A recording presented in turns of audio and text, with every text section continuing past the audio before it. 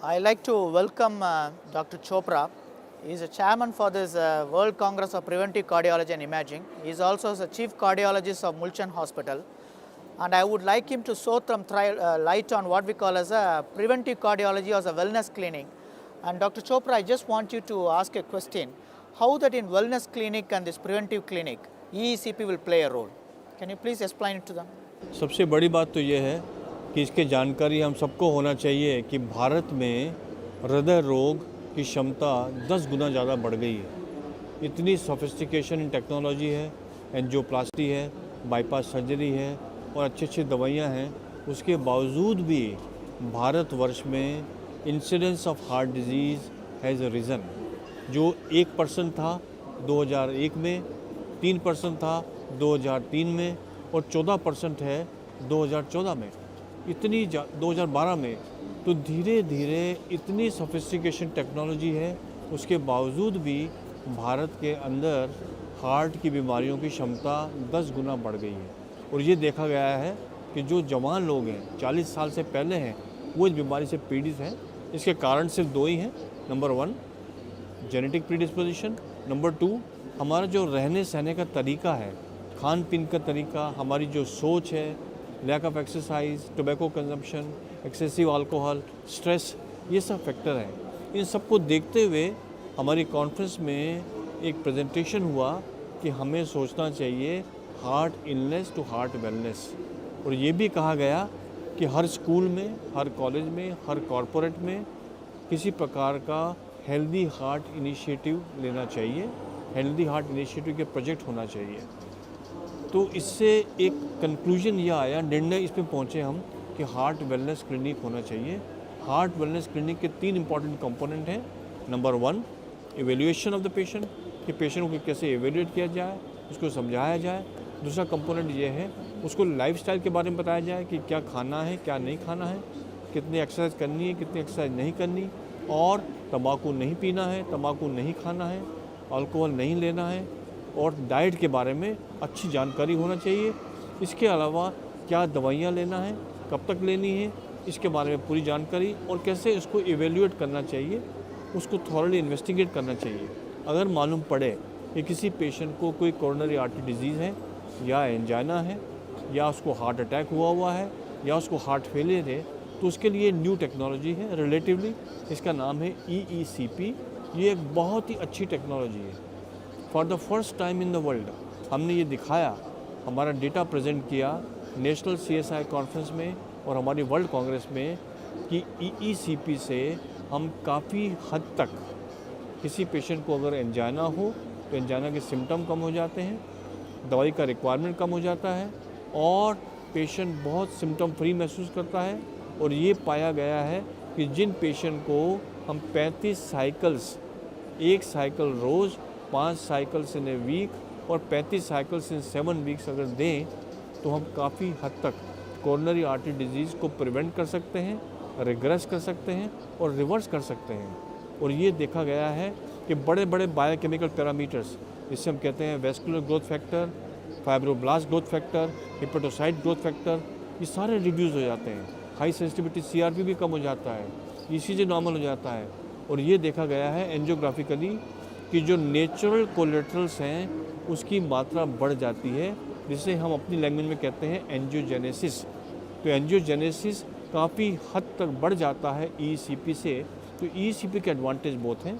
हमने अपने स्टडी में ये पब्लिश किया है 3D एको से कि अगर किसी पेशेंट को EECP किया जाए तो उसकी जो हार्ट की स्टिफनेस है वो कम हो जाती है, हार्ट के जो वैल्व है जिसमें खून का दौरा कम है, हार्ट का जो मसल का जो दौरा कम है खून का, वो सब रिवर्स हो जाते हैं। और ये बहुत पावरफुल टेक्नोलॉजी है। अब आप पूछें कि इसका सक्सेस रेट क्या है? EECP का जो सक्सेस रेट है 95 to 98%, चाहे वो सिंगल वेसल डिजीज़ हो, डबल वेसल डिजीज़ हो, 3 वेसल डिजीज़ हो, after angioplasty, after bypass surgery, in patient with heart failure, microvascular coronary artery disease and diastolic heart failure. So there's a huge potential. This is a technology which is going to stay and it's going to be very, very progressive. Bharatvarsh में हर patient की angioplasty, stent कराना, bypass कराना बार बार नामुमकिन है। कुछ लोग कहते हैं कि ECP is an option for no option. वो एक कंपोनेंट है। इसके अलावा बहुत अदर कंपोनेंट है। ये मेटाबॉलिक सिंड्रोम में, डायबिटीज़ में, इंडिया में सबसे ज़्यादा डायबिटीज़ है, सबसे ज़्यादा हाई कोलेस्ट्रॉल है, सबसे ज़्यादा हाई ब्लड प्रेशर है। इन सब बीमारियों से हार्ट की स्टिफनेस बढ़ जाती है। तो जहाँ भी खून का दौरा कम होता है, चाहे वो हार्ट हो, चाहे ब्रेन हो, जो एमर्जिंग इंडिकेशन है वो स्ट्रोक में है। पेशेंट माइक्रोवेस्कुलर इन्फार्क्ट हो या TIA हो जाए या पार्शियल पैरालिसिस हो जाए, उसमें इसका बड़ा रोल है। मेरी पूरी सीरीज़ है जो कि पैरालिसिस के अंदर है, उसमें हमने डॉक्यूमेंट किया है कि पैरालिसिस में इसके बहुत फ़ायदे हैं। और एक हमारा पेशेंट था जिसे मेजेंट्रिक एंजाना था, जिसे हम कहते हैं एब्डोमिनल एंजाना। उस पेशेंट के लिए हमने उसकी मेजेंट्रिक एंजियोग्राफी कराई और उसमें डॉक्यूमेंट किया कि उसके सीलिएक आर्टरी में एक प्लाक था। वो खाना खाता था, खाना खाने के बाद उसको सख्त दर्द होता पेट के अंदर। सारी जांच कर ली, सब नेगेटिव, लेकिन एंजियोग्राफी से मालूम पड़ा कि एक प्लाक सीलिएक आर्टरी में था। ट्रीटमेंट क्या क्या? हाई डोज स्टेटिन दिया उसको हमने, एस्पिरिन दिया, बीटा ब्लॉकर दिए, कैल्शियम चैनल ब्लॉकर दिए, लेकिन जब EECP पे उसको रखा, पेशेंट इज़ कम्प्लीटली रिकवर्ड। ऐसे कई पेशेंट हैं जो हमने ट्रीट किए हैं लुडविग्स एंजाना के, पेरिफेरल वैस्कुलर डिजीज़ में। तो उसके इंडिकेशन बहुत हैं। हार्ट तो है ही, उसमें तो कोई शंका ही नहीं है, लेकिन हार्ट के अलावा वो भी इंडिकेशन है। और अभी रिसेंटली एक डेटा पब्लिश होने वाला है सैन डिएगो से, जो मल्टी सेंटर ट्रायल है in the stroke and in the emerging strokes. तो EECP का पोटेंशियल बहुत ज़्यादा है। हम चाहते हैं कि ये टेक्नोलॉजी यहाँ सस्ती हो, इस टेक्नोलॉजी के ऊपर गवर्नमेंट ध्यान दे और हर एक वेलनेस सेंटर में, हर हॉस्पिटल में EECP होना चाहिए और इंस्टीट्यूट ऑफ प्रिवेंटिव कार्डियोलॉजी बनना चाहिए, जहाँ पर कि EECP को अच्छे तरीके से प्रमोट किया जाए, इसे मिसयूज़ ना किया जाए। कई लोग मिसयूज़ भी करते हैं, कोई प्रोटोकॉल नहीं समझते हैं। इसको प्रोटोकॉल से यूज़ करना चाहिए और it has to be a preview of cardiologist. ये जनरल फिजिशियन के पास नहीं जानी चाहिए। कार्डियोलॉजिस्ट पहले एवेल्यूएट करें, पहले एको करें, TMT करें, पेशेंट के ECG करें, पूरी तरह से एवेल्यूएट करें और फिर इन पेशेंट को फॉलोअप करें और 35 साइकिल के बाद फिर वो वेरिएबल जो होते हैं, एको वेरिएबल्स या ECG वेरिएबल्स या होल्टर वेरिएबल्स या एंजियो वेरिएबल्स, उसकी तुलना की जाए और अकॉर्डिंगली टाइट्रेट करना चाहिए। आप पूछ सकते हैं क्या इस पद्धति को बार बार यूज़ करना पड़ता है? कम से कम अगर एक बार यूज़ कर लें 35 साइकिल, तो मेरे ख्याल से दूसरी बार 3 साल बाद या 5 साल बाद।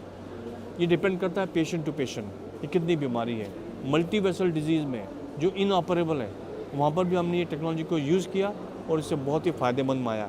तो हमारे ख्याल से based on our data, it is a very very powerful tool to reverse, regress and prevent the progress of coronary artery disease, number 1। Number 2, heart failure में जहाँ पंपिंग एक्शन बहुत कम हो जाता है, जहाँ इजेक्शन फ्रैक्शन बहुत कम हो जाता है, ये काफ़ी मात्रा में यूज़ करके पंपिंग एक्शन को इम्प्रूव कर देती है। अगर हार्ट की मसल स्टिफनेस कम हो जाए तो हार्ट फेलियर की मॉर्बिडिटी और मॉर्टेलिटी सब कम हो सकती हैं और इसके लिए बहुत डेटा पब्लिश हो चुका है। ये FDA ने अप्रूव कर दिया है।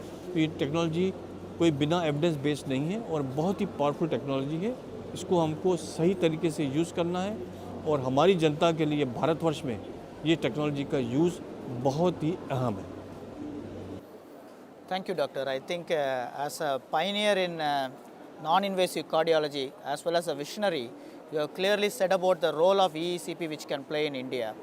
And I just want to ask you a question. With your experience and with your experience already you published papers on EECP, what would you think the future of EECP in India and how do you think it should be implemented across India? मेरे ख्याल से future में EECP का बहुत ज़्यादा role है। जैसे कि मैंने कहा कि हर हॉस्पिटल में AHA होना चाहिए। AHA means attack heart attack unit, attack heart attack cell. उसी प्रकार हर हॉस्पिटल में एक हार्ट वेलनेस क्लिनिक होना चाहिए और EECP has to be a very very important component of heart wellness clinic. Heart wellness clinic में ये नहीं कि पेशेंट को हार्ट की प्रॉब्लम हो, एंजियोप्लास्टी हुई हो, बाईपास सर्जरी हो तो उसी के बाद EECP करना है। जिस पेशेंट को एंजाना हो, जो मोटा हो, जिसमें डायबिटीज़ हो, जिसमें हाइपरटेंशन हो और डॉक्यूमेंटेशन हो कि इसकी कोरोनरी आर्टरी डिजीज़ है, उस पेशेंट में हम पहले से ही अगर ये EECP यूज़ करें तो शायद एंजियोप्लास्टी, स्टेंट और बाईपास की ज़रूरत ना पड़े। फ्यूचर में इसका बहुत स्कोप है। मेरे ख्याल से हर सेंटर में, हर स्टेट में इंडिया में इसकी जानकारी होना चाहिए, चाहे वो मेडिकल कॉलेज हो, चाहे प्राइवेट हॉस्पिटल हो, चाहे प्राइवेट हार्ट क्लिनिक्स हो, वहाँ इसका रोल बहुत ही इम्पॉर्टेंट है। अगर आप देखें अमेरिका में या यूरोप में या चाइना में ये पद्धति बहुत ज़्यादा यूज़ होती है। भारतवर्ष में रिलेटिवली कम है क्योंकि इसकी जानकारी कम है, इसकी अवेयरनेस, एजुकेशन। मैं तो ये कहूँगा कि एक साल हमें एक कॉन्फ्रेंस होना चाहिए एक दिन के लिए, सिर्फ एंजियोजेनेसिस NEECP कि कितने लोगों को EECP किया और हार्ट के नाड़ियों की मात्रा बढ़ गई और हार्ट डिजीज़ रिवर्स या रिग्रेस हो गई। तो जितनी हम इसमें रिसर्च करेंगे, जितने प्रोटोकॉल बनाएंगे, उतनी हमें मालूम पड़ेगा कि इसके फ़ायदे कितने हैं। तो जितने सेंटर आएंगे, जितनी ट्रायल्स होंगी, जितनी मेटा एनालिसिस डेटा होगा, जितनी रेंडोमाइज कंट्रोल ट्रायल होंगी, उतनी ज़्यादा इसकी वैल्यू बढ़ेगी। Thank you, doctor. I think you vividly explained about the EECP, its potential and future in India, and we thank you very much for giving the time to explain to us about EECP. Thank you, sir.